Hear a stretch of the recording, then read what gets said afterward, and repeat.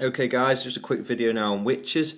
This is a really good topic, and if it pops up in the exam, it's always usually a really good question for you to answer. So we're going to look at witches and witchcraft. We're going to look at the laws, give you some key dates that you can get into your answers to get more marks. I'm going to look at why people believed in witchcraft. And then I'm going to, hopefully, if I've got time, just quickly go over Matthew Hopkins and have a quick look at him and the importance of him as an individual. So factors relating to this topic. Number one, religion, unsurprisingly. Religious change and the role of religion in witchcraft is something we're going to be talking about. Governments, in particular kings, their beliefs and the laws that they pass. And then changes in society and people's attitudes. As you probably aware of if you've watched the Vagabonds video, huge social and economic changes in society which are going to have a huge impact on people and their beliefs. And then finally poverty. Being poor is always one of those things that has an impact. So to start off with, changes to the law. So I'm just going to start by saying that witchcraft is not a new crime, a new idea. Or a new crime. It's just that from about 1542, it's officially recognised as a crime. People have always believed in evil spirits and demons and, little creatures that come out and do the devil's work. This is part and parcel of Christian belief. If you believe in God, then you have to believe in the opposite, which is the devil. And people believe that the devil had his own little agents and creatures that go out at night and do horrible, evil things to people. Okay, so in 1542, as a result of splitting with Rome and the Catholic Church losing its place in English society as a result of Henry VIII and his laws, witchcraft becomes a crime against authority and is punishable by death. Okay, so Henry VIII makes witchcraft a crime in 1542. In 1563, under Elizabeth I, the law defines minor witchcraft and major witchcraft, but essentially it's the death penalty still.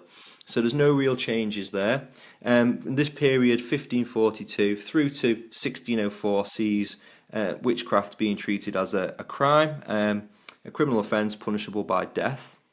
In 1604, King James I toughens the laws, and what he does is he enforces major witch hunts. And King James I is a really interesting character to talk about because he absolutely 100% believed in witches. And he actually believed that he'd been the target of spells and assassination attempts by witches, and that they were real and they were out there and they had to be dealt with in a really harsh way. And he actually went as far as writing a book which he published in 1597 called Demonology. And demonology, which I'll talk about later on, is the book where swimming the witch comes from, the idea that you can swim a witch. And over the next 200 years, you're going to see around 2,000 people arrested, found guilty, and executed as witches. Okay, and the majority of these are going to be old, vulnerable women who can't protect themselves, who can't fight back, who don't have husbands to stand up for them. Okay, so why did people believe in witches and witchcraft? Okay, well, let's have a quick look at the first factor that we're going to look at, and it's fear, and in particular this is related to religion. So we've got religious problems from the mid 1500s through to the mid 1600s, and the key thing just to talk about here really is the change from Catholicism to Protestantism, back to Catholicism, then to Protestantism. And, very quickly, if we just go through this, for example, Henry VIII was Catholic, his son, Edward VI, was a Protestant. After him, it was his sister, Mary I, Bloody Mary, who's a Catholic. After her, it's Elizabeth I, who's a Protestant. And what you see in this period, really, is that people stop feeling safe. They feel like they're exposed to evil. Part of this comes from the fact that the Catholic Church, if you felt like you were you'd had a curse or a spell put on you, or you were the target of witches or some kind of evil, the place to go was your local Catholic Church, and your priest would do some kind of exorcism or pray for you and protect you from evil.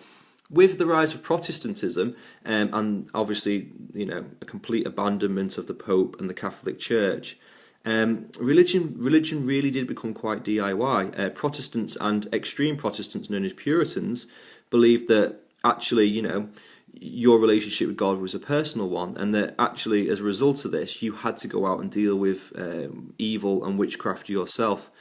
So it's no surprise that as a result of Protestantism in England, we see people like Matthew Hopkins, who by 1645 is travelling all around East Anglia as a self-appointed witchfinder general, arresting and trying and executing witches, making quite a considerable amount of money from it as well. So the first real factor is your religious problems and your religious changes, and this idea that there's religion is changing and that people no longer feel safe from evil, and that you have to go out and deal with witches yourself. Okay. Second one is social and economic problems, and in particular the idea of poverty. So it's very similar to vagabonds. You have poor harvests, you have rising populations, which mean more employment, you have failed crops, food prices are going up, and people can't explain why these things are happening. So, you're a farmer and you lose a full field full of crops, you blame it on witches, you blame it on evil events. Your cows get ill and sick and catch a disease and die. It's going to be the work of witches. Okay, and this really is superstition in play, but people use it for everything. For example, like losing a family member to illness. We today can explain that scientifically, and to them they couldn't. It was obviously the work of witches. Okay. Third point I'm going to make is changes in society. You've got huge changes in society that are caused by social and economic issues and religion. And to make things even worse, in 1642 you've got the English Civil War, which essentially is Parliament under Oliver Cromwell going to war against the Cavaliers and Charles I, who's the son of James I. And this just makes things even worse. You've got neighbour fighting against neighbour, you've got distrust. And between 1642 and 1649, the world is turned upside down. England is in absolute chaos. And it's no surprise that this is the period when Matthew Hopkins does most of his witch hunting. And I always remember 1645 as being a really good date to remember. It's smack bang in the middle of the English Civil War. And it's when Matthew Hopkins is doing his witch finding and such. And the fourth one is government and the role of in particular, King James I. Now, I talked before about King James I and his belief in witches. And it's really important just to note that this is a king, this is the head of the government in England, telling people that witches exist, that they are dangerous and they are serious and they are a threat, and that we need to deal with them. And he came up, like I said before, with the idea of swimming a witch, that if you blessed a pond or a lake, and through the witching, the water, because being holy water, being blessed, if the witch was really a witch, the water would push her away and keep her floating on the surface. Whereas if she wasn't a witch and she was an innocent woman, she would be accepted by the water and she would sink to the bottom, which isn't great, really, is it? So he came up with the idea of swimming a witch, and he wrote this in his book Demonology. So that's really important because you've got a king who people are going to respect and follow, telling people that witches exist. Okay. Now, before I talk about Matthew Hopkins, I'm just going to quickly make a note about royal judges and the assize judges, which I talked about in one of the earlier videos. One of the main reasons why the English Civil War makes the whole witchcraft thing a lot more difficult is that these travelling judges who probably would have dealt with witchcraft, they can't get around the country, and they can't visit different parts of the country in order to exact justice. So during the Civil War period, and it's probably one of the reasons why Matthew Hopkins is able to get away with it so much, they can't do their job as judges, and so literally people are left to deal with witches themselves. They're left vulnerable, and as such they take the law into their own hands. Okay, so that's one of the main reasons why I think Matthew Hopkins is able to get away with what he does. And just talking quickly about Matthew Hopkins, I'm going to try and keep this under 10 minutes. He's a Puritan, he's a failed lawyer. He gave himself the title Witchfinder General. And he basically uses the chaos of the English Civil War to hunt witches across East Anglia and the southern counties.